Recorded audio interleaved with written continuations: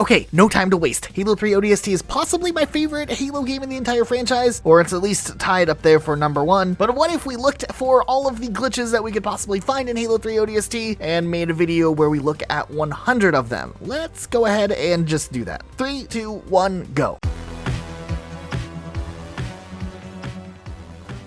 So to start things off, we decided to look at a glitch that I didn't fully quite understand just yet, and we thought that streaming it would be a perfect opportunity since we were going to go get footage for most of these on stream anyways. And this one's interesting. A lot of speedrunners do this, and I couldn't fully understand why, but when a speedrunner is playing on the streets, specifically on like legendary difficulty, a lot of the time you will see them completely empty their magazine and make sure they're throwing all their grenades before they hit the next main level, which eventually they'll come back to streets. But what we decided to test out is why this is a thing that speedrunners do, and it's actually really cool. So the way we test this is we had Luke empty all of his magazines and throw all of his grenades, where Dim and I only threw one grenade and only shot a little bit. And what happened was, after we played through the next level and we got back to streets, Luke spawned in with max ammo and max grenades, while Dim and I just had whatever we had left over from the previous time we were on streets. So that's a little cool trick to get a full set of ammo and weapons and grenades going into streets if you ever play on legendary difficulty. Now, we've talked about acrophobia speedruns on this channel before, since we run acrophobia and ODST. There's a lot of glitches that you can do with the acrophobia skull, but a lot of these glitches also can be done without the acrophobia skull, and they're really unique. For instance, barrier breaking is a really big one that's used to get out of various levels. Like, for instance, on Coastal Highway, speedrunners usually skip majority of this level by launching a warthog out of bounds onto this ramp over here and then doing a barrier break. Now, the big thing that I didn't know for a long time when trying to learn barrier breaking is that it does matter if your ODST is touching the barrier or the warthog is touching the barrier before you do the barrier break. If either or both are touching the barrier, a lot of the time it won't let your ODST pass through the barrier, and instead you kind of get stuck in this like awkward forceful push down. But if you are backed up away from the barrier and then you speed into it, you can then jump out of the warthog at the top of the barrier and push through it. It's weird trying to figure out how to maneuver around something that you can't actually see, but once you're able to do that, you can pretty much access a large portion of Coastal Highway, and then if you know all the load triggers, you can progress the level the way speedrunners do. But nonetheless, it's a really cool way just to get out of bounds on this level. You can even see the blown up Oni building that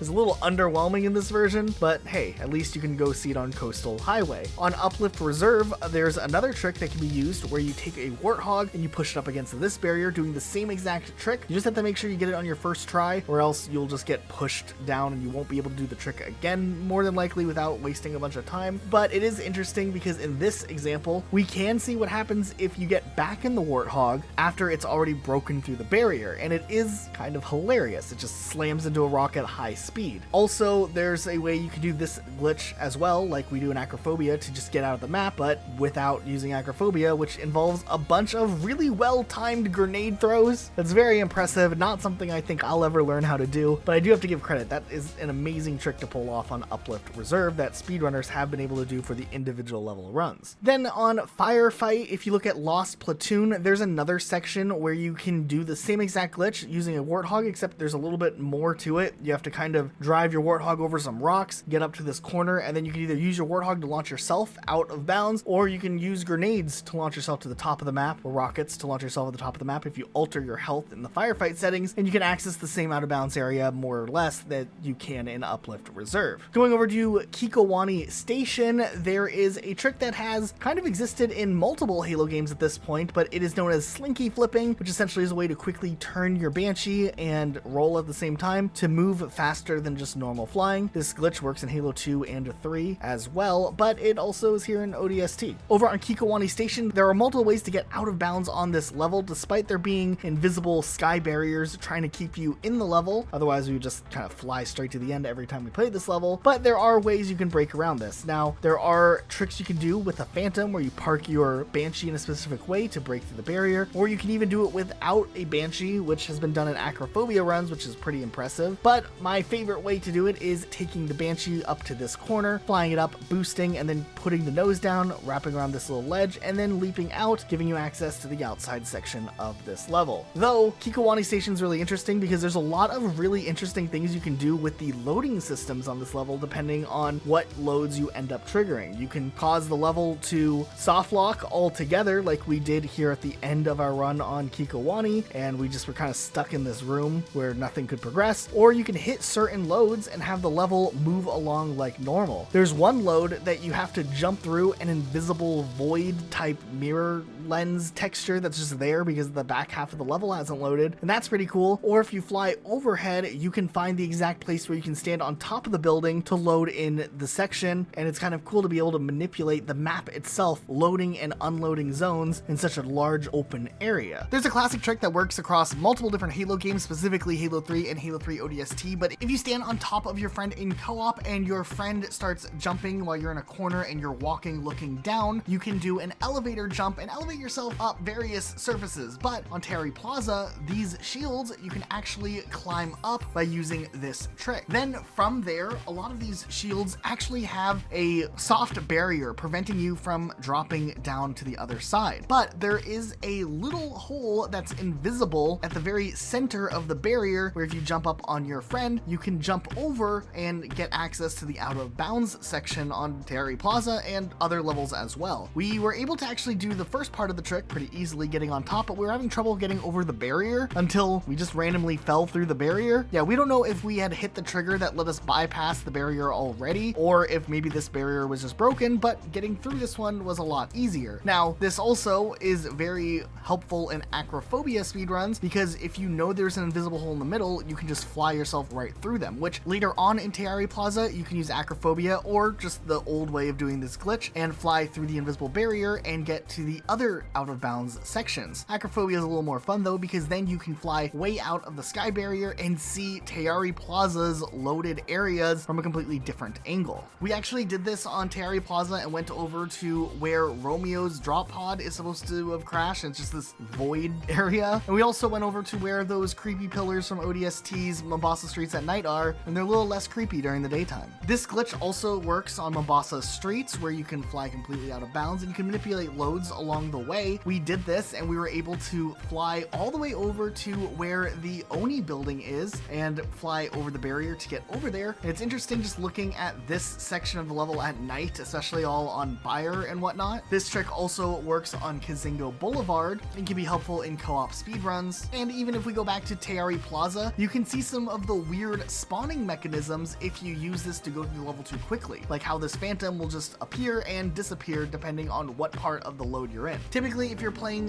through Halo 3 ODST's story, you know how you have to do the little tutorial at the beginning of the level, prepare to drop. Though, you throw the blind skull on, the game doesn't know how to load in the text that's supposed to be on the screen because your HUD is gone and it bypasses that whole section. This next one is a glitch, though so many different factors can trigger it to happen, but essentially phantoms in Halo 3 ODST sometimes just act really weird. Yeah, I don't know. If you play through Uplift Reserve too quickly, either driving your Warthog or Ghost straight through the level as fast as you can, or you are flying with acrophobia, sometimes the game just gets overwhelmed with the audio cues it's supposed to play, and sometimes the audio will start overlapping, and it sounds really funny. If you can break through the barrier of the map, either using grenades or acrophobia, you can find this pointless cave on Uplift Reserve. I remember us finding this and thinking it was the coolest thing ever. I know it's not that cool, but hey. General Kid, way back in the day, found a really cool trick where you can break out into the main menu out of bounds section and navigate around the little area from the opening cutscene. That's pretty neat. Now, typically on NMPD HQ, you can't actually hijack any of these Banshees, except one of them. For whatever reason, this one Banshee is hijackable if you do a perfect kill and hijack. On Data Hive, when you're playing co-op, if one player is going too fast or gets too far ahead while the other players are going too slow, there's a chance that they can soft lock in the void and just be stuck in like a wall somewhere, not sure how to move forward. If you're traveling out of bounds and you're playing Halo 3 ODST co-op, there's a chance that your teammate might need to respawn on you and the game won't know where to respawn them, so just it respawns them in a death barrier infinitely, and they'll just instant respawn over and over and over again because for whatever reason MCC has an extra bug that causes co-op players to respawn instantaneously rather than the 1 to 2 second delay in literally every other Halo game. On Kazingo Boulevard, regular speedrunners do this, but you can also do a frame perfect kill and hijack on a Banshee, and hijack a Banshee on Kazingo Boulevard. There's an achievement achievement even for doing that. You can even use that Banshee to glitch out of the map over here and bypass this door. If you get a bunch of elite bodies together and you get a ton of grenades to explode at the same time, usually by killing your buddy or whatever and having them drop their grenades, if you throw all your grenades down and make a massive explosion, you can actually overload the game, which will cause the elites to lose a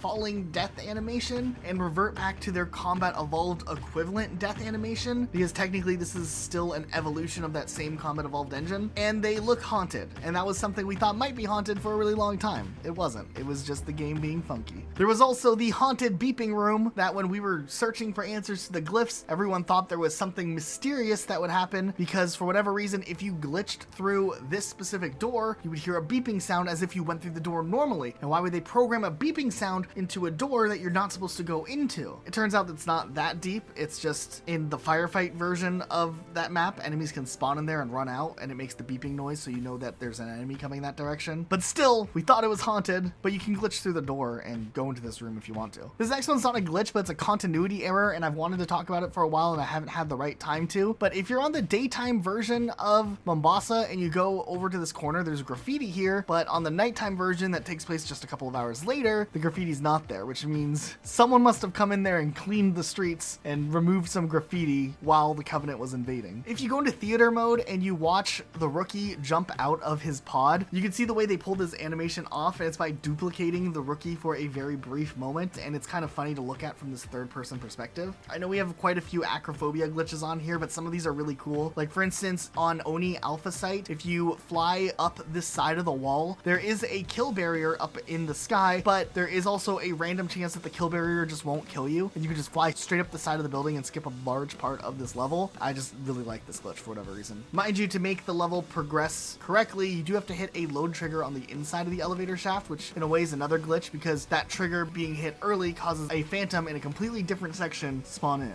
which is kind of cool. We're not really sure if this next one counts as a glitch, but on NMPD HQ, when you're in the firefight section at the end and you're holding off against banshees and phantoms, there is a way that you can correctly kill all of the banshees in a specific order and then the phantoms to minimize the amount of time it takes for the next wave to spawn in, meaning you can fly through this firefight incredibly fast if you work with your team to correctly kill the enemies in the right order. That's something to do with the way that the game checks for certain things before loading in the next section, and if you do it right, you can save a ton of time. This next one's really funny, but on Data Hive, right after you kill all of the brutes before Virgil's door, wherever Dare is, if she says the line, "Wow, you do know your stuff," and then right afterwards is airborne, the door will immediately open up, letting you go earlier instead of you having to wait for Dare to get to the door. If whatever reason she says the line and she's not airborne, you will have to wait for her to go to the door. So I don't know why this is a thing, but it is a thing. Back on NMPD HQ during that firefight, if you kill the last phantom too quickly that drops off the wave of brutes, the level will just soft lock. You can't move forward because the game's wanting you to kill the brutes that you've already killed, so yeah, don't do that. Also, in the second wave of that firefight, this phantom comes in, and if you hit the engine enough times but you don't blow it up, the phantom will just drop off all of the enemies straight off the map to their death, and that's always kind of funny. Also on NMPD HQ, if you kill the phantom that's flying away a little too late, for whatever reason, you can cause the level to soft lock some of the time. I don't really know how this one works, but I've had it happen to me enough times to be wary of it. On Coastal Highway or Data Hive, you can stand on the engineer, and whether you're standing towards the front or towards the back, you can make Virgil move forward really quickly. It's kind of like a weird gas pedal and brake. So in a way, you can steer and fly Virgil by standing on him. Now there is another glitch that can happen where his tentacles start going nuts, and if you stand too close to them, they can kill you. So be careful there. On Coastal Highway, if you're doing the out of bounds glitch where you're loading in the sequences of the level, there is a chance you can miss a load, but still trigger another load that has Dare and Virgil in the dump truck moving forward, and they'll just fall through the map and eventually fall to their death, which makes you revert to the last checkpoint. Also, on Coastal Highway, if you did glitches to get to the end of the level, there is a chance that the last Phantom will crash into the Scarab, flip upside down, and drop the hunters off in a place where you can't get them. Now there's a chance they could fall to their death, which will actually save you time if you're a speedrunner, or there's a chance that they'll fall in a place where you can't kill them and soft lock your game, ruining your entire speedrun. Also, if you kill the Jackal wave too quickly, you can cause the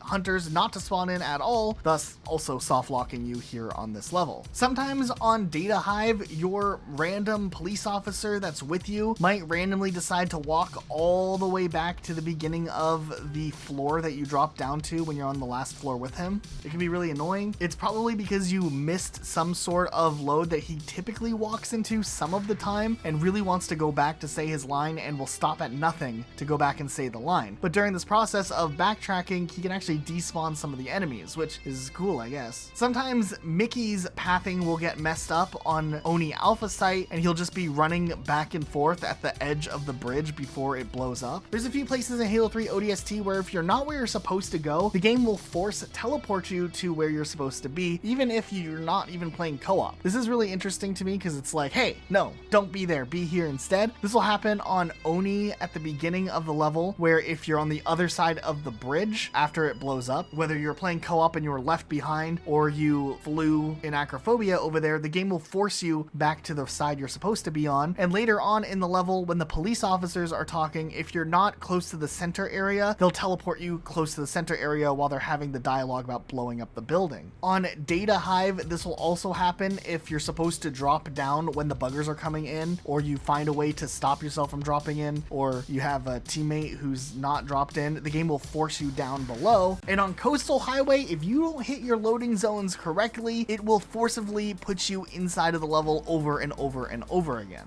I don't know if we actually have footage of this one, so if you don't see it on screen now, just bear with us. But way back when MCC was bringing Firefight into the game, there was this weird glitch that kept happening to us where it would name random locations that we were in as the equivalent Firefight locations in theater, and the text would just look really bizarre. On the level Prepare to Drop, there is some really cool clips that you can do through various doors if you're playing co-op. There's these doors that are just down here if you're doing normal co-op, or you can clip through this wall if you're doing Acrophobia by timing your teammate dying and bumping them through the wall when they respawn. Similarly with Acrophobia, there's no barrier here for whatever reason, so you can fly right up here. I think you could also elevator jump if you wanted to as well. And then you could do the same bumping trick on the outside or inside of this window to clip your way in, and then later on the streets level, you can clip your way out the same way. There is a very random chance on Kikowani Station that if you shoot at the squid house, they just won't have the chain reaction blow up that ends the level. Yeah, I don't know why. Also, there's a random chance that when you're playing on Coastal Highway, Virgil will just randomly explode. Yeah, I don't know why that happens. Also on Coastal Highway, if you've ever wanted extra rocket launchers, there is a way you can manipulate the loads of the level and grab rockets, go to a load zone, then head back through the load zone and get more rockets so that everyone in co-op can have rockets if you're not doing the Deja Vu challenge that has rockets there. There is a way that you can super launch Dare's Elephant in case you've ever gotten fed up on Coastal Highway. And there's also a way that you can get a Phantom completely stuck on Uplift Reserve. There's these secret rooftops that you can walk along on NMPD HQ or on Windward. And then of course there's the pointless ledge down here that you're not supposed to get down to, but I like to just walk around and maybe team kill a little bit while we're down here. If you look down the elevator shaft on Oni Alpha Site, you can actually see some Da Vinci textures plastered down here. And I don't know if this one counts, but the catch skull is supposed to apply to enemies throwing more grenades, but I think it applies to the ODSTs too. And it can be really funny to watch Mickey on Oni Alpha Site just going ham with grenades. Like I said, I don't know if this counts as a glitch, but it is funny. On Coastal Highway, you can actually skip waiting for the engineer to open up this door to take you to the highway if you do a perfectly timed respawn bump where one player's walking into the middle of the door and another player or two die, and when they respawn, it blocks one respawn point, allowing another player to respawn on the other side of the door, which instantly triggers the next part of the level. If you play Halo 3 ODST on PC, there is a guaranteed chance that if you're on an NVIDIA GPU, your game will crash during this scrolling text at some point. It doesn't have to happen the first time, but I guarantee if you play ODST enough times, it will happen to you inevitably. You can actually aggro a brute to chase you down, and while he's chasing you down, if you turn your back to him, you can use his smacks to push you forward and give you a bit of a speed boost. On Teari Plaza, there's some really awesome pressure boosts that players do when they're speedrunning this level, where they'll purposely knock down grenades and use the crates to push them into the ground and boost their ODST along. On both Oni Alpha Site and Kazingo Boulevard, if you have flame grenades and you throw them right here at the bottom of the wraiths when they're being dropped in by phantoms, you can actually cause them to explode prematurely before they're even dropped off. On the level Data Hive, when you are running along as fast as possible, if everybody stares down the end of the elevator shaft at the end, there's a chance that you can have this level end faster than what it normally would. And also when you're supposed to navigate Dare and the Engineer back up to where Buck is and then down another floor, if you hit them with the gravity hammer, you can cause Dare to get stuck in a corner, and that'll actually help you later on in the level where you don't have to wait for them to walk their way all the way over. They'll just instantly respawn at the door where they're supposed to if this glitch gets done correctly. There's this cool little head jump space on Data Hive as well if you've ever wanted to just go up into this little upper area you're not supposed to be in. You got to use the butterfly trick, but hey, it still works here. This door on Mombasa streets is just randomly the wrong type of door. There's a chance that in Firefight, a jackal might accidentally do some sort of crazy super bounce. I don't know, this one's sort of a glitch, I guess. There is a way that you can hijack a wraith by doing the perfectly timed kill and hijack. And on Uplift Reserve, if you're fast enough, you can drive a ghost right up a specific route on this cliff to jump across and get a huge time save when driving the ghost. You get to skip the whole side area where that main road is that you have to drive up onto.